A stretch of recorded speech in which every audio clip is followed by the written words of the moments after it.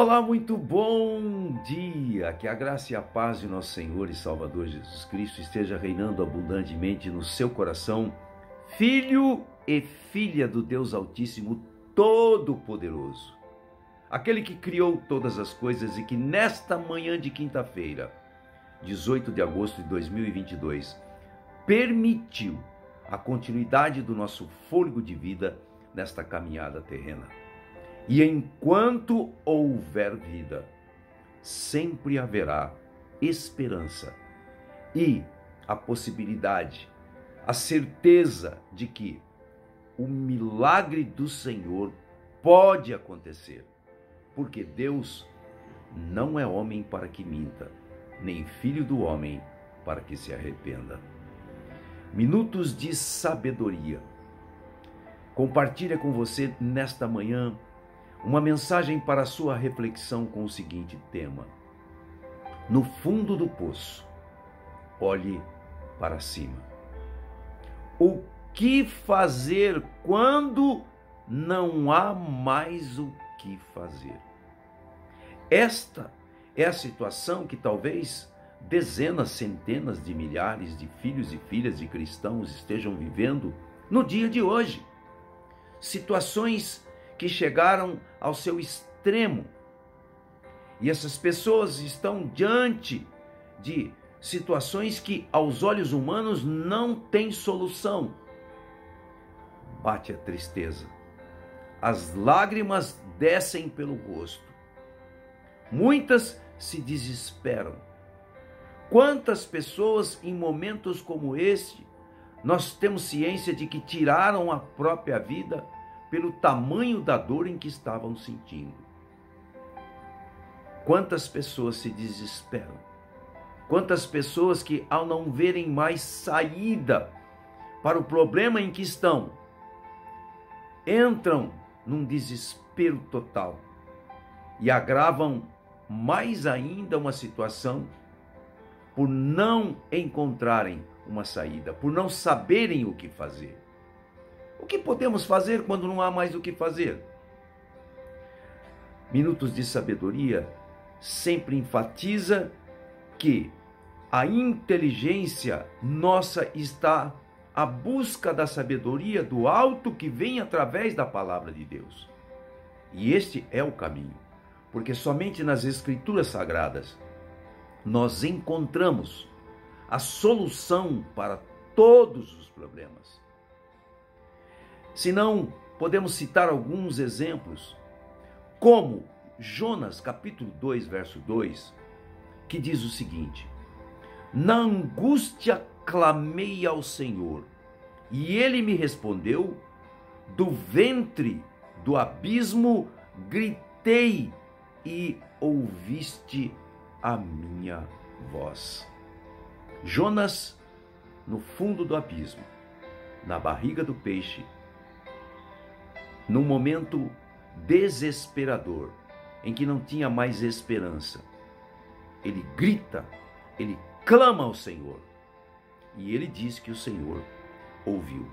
Lá em Isaías capítulo 38, verso 17, quando nós encontramos a passagem do profeta se dirigindo a Ezequias, dizendo que ele colocasse a casa em ordem, porque ele iria morrer, nós encontramos no verso 17 a seguinte sentença: eis que foi para minha paz que tive eu grande amargura, porém me amaste a minha alma e a livraste da cova da corrupção, porque lançaste para trás de ti todos os meus pecados.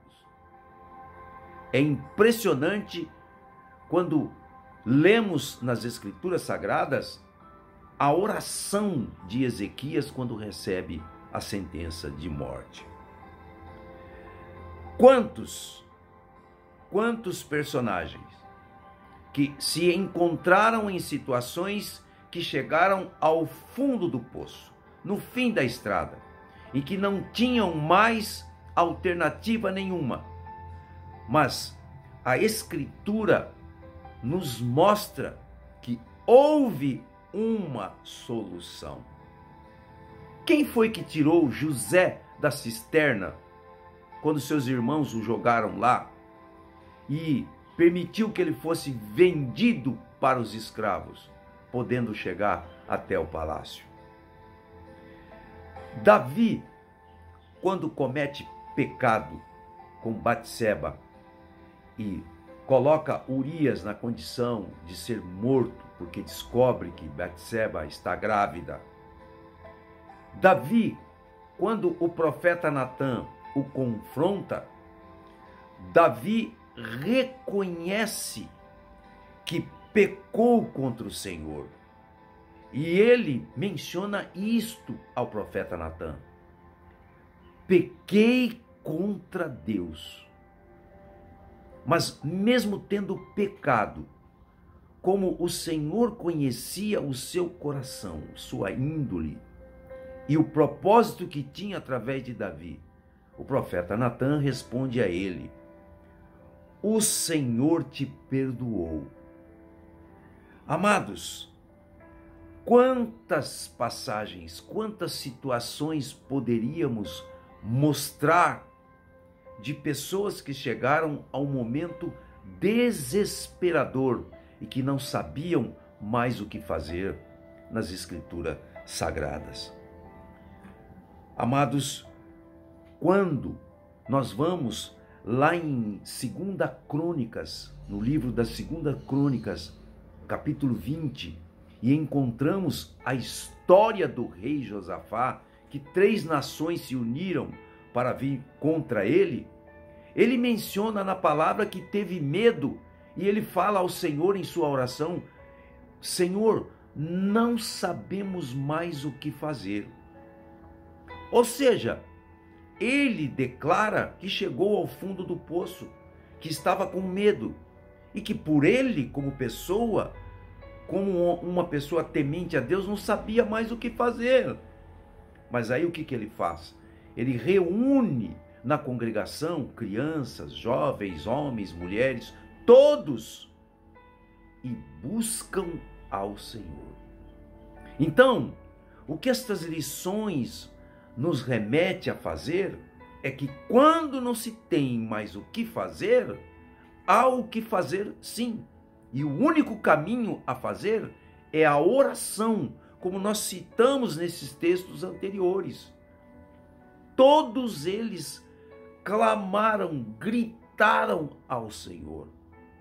E aí eu pergunto a você nesta manhã: se o Senhor atendeu a José, a Josafá, a Davi, a Ezequias, atendeu a todos quantos clamaram e gritaram ao Senhor pedindo socorro,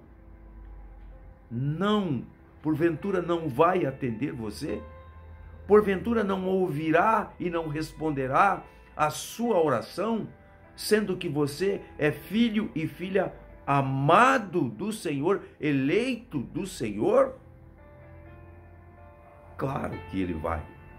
O que acontece é que nós, neste tipo de oração, em que recorremos ao Senhor, quando nós chegamos ao fundo do poço, é que esta oração, ela tem que ter o objetivo de unir a nossa fraqueza à onipotência de Deus.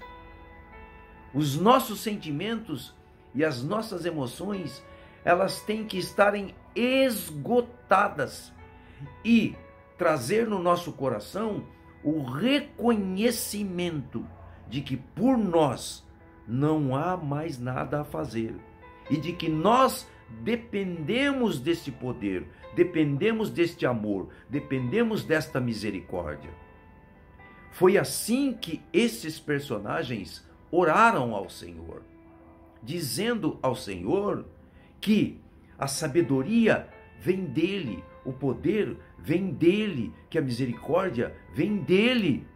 Então, minutos de sabedoria, como todos os dias, ele pede a você, ele só não implora, mas sugere e enfatiza para você: pare um pouco, pare ao menos um minuto e use a tua mente e pense ao menos 1 minuto, porque 1 minuto de sabedoria pode mudar, pode salvar uma vida inteira. Então, faça isto. Olhe para as Escrituras, siga o exemplo desses personagens. O Espírito Santo te ajudará em sua fraqueza, porque diz a palavra que ele intercede por nós com gemidos inexprimíveis.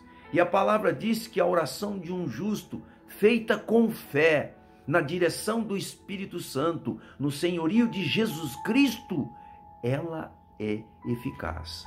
Então, entenda de uma vez por todas que nenhuma sabedoria humana, nenhuma atitude humana, nada mais que você possa fazer trará solução e luz para o seu problema, mas sim a totalidade da tua entrega, o teu Isaque no altar, a tua confiança total, a tua dependência total do Senhor, é que fará com que as mãos dele estenda sobre o seu problema, arranque o seu problema, tire do seu caminho esta pedra e você poderá continuar caminhando e sempre olhando para o alto, porque é de lá que vem o nosso socorro. Então, seja qual for o seu desespero, angústia, tristeza nesta manhã, faça como Jonas, faça como Davi, faça como Josafá. E os anjos do Senhor receberão ordens para virem ao seu encontro e trazer a solução que você precisa. Tudo o que precisamos fazer é uma entrega total, um reconhecimento total, uma busca total do Senhor, não parte dela. É esquecer o nosso braço, esquecer o nosso conhecimento que é limitado, é reconhecer que não temos poder nenhum para mudar nenhuma situação, pois Deus é que controla a vida, a morte e todas as coisas que Ele criou. Que o Espírito Santo de Deus, mediante esta mensagem, seja qual for o momento que você esteja vivendo, que você busque o Senhor como estes homens buscaram, com toda a sinceridade do teu coração. E eu profetizo com temor e tremor, mas com a autoridade que o Espírito Santo me confere como ministro da palavra do Senhor, como um pastor de ovelhas, eu profetizo que antes que o sol se ponha, o sinal estará diante de você. O Senhor estará mostrando e abrindo os seus olhos de que tudo é possível ao que crê. Que Deus abençoe você rica e poderosamente, no nome santo de nosso Senhor e Salvador Jesus Cristo. Faça como Davi, no Salmo 121. Elevo os meus olhos para o alto, porque é do alto que vem o nosso socorro. Deus te abençoe, em nome de Jesus.